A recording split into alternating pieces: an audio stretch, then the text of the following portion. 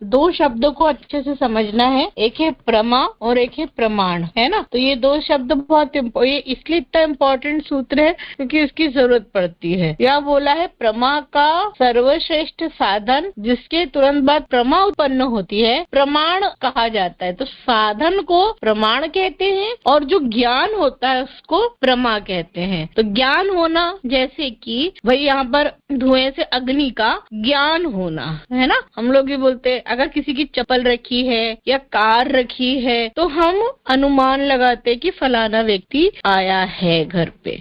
तो ये ज्ञान अनुमान लगाया गया, तो ये अनुमान प्रमाण कहलाया। लेकिन ज्ञान क्या हो रहा है कि व्यक्ति आया है, ठीक है। तो ज्ञान प्रमा कहलाता है और जिन साधनों से ज्ञान हो रहा है उसे प्रमाण कहते हैं।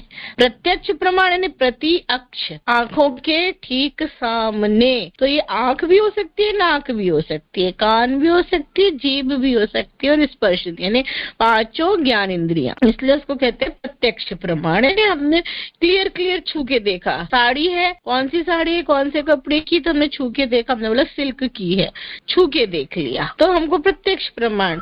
कुछ अनुमान लगाएंगे कि भाई ये पैकेट में आई है इसलिए सिल्क की होगी, इस पे लिखा हुआ है इसलिए। अब शब्द प्रमाण होता है। शब्द प्रमाण क्या, जिसमें हम बड़े वरिष्ठ और जो प्रमाणित, मतलब कि जैसे नासा है, जैसे कि श्रुतियां हैं, जैसे कि वेद हैं, जैसे कि गुरुदेव का लेखन है, इनको क्या मानते हैं, शब्द प्रमाण, मतलब वरिष्ठ लोगों के कहे हुए शब्द। तो ऐसे प्रमाण होते हैं, ऐसे साधन होते हैं जिससे हमको ज्ञान होता है, जिसे हम प्रमा कहते हैं।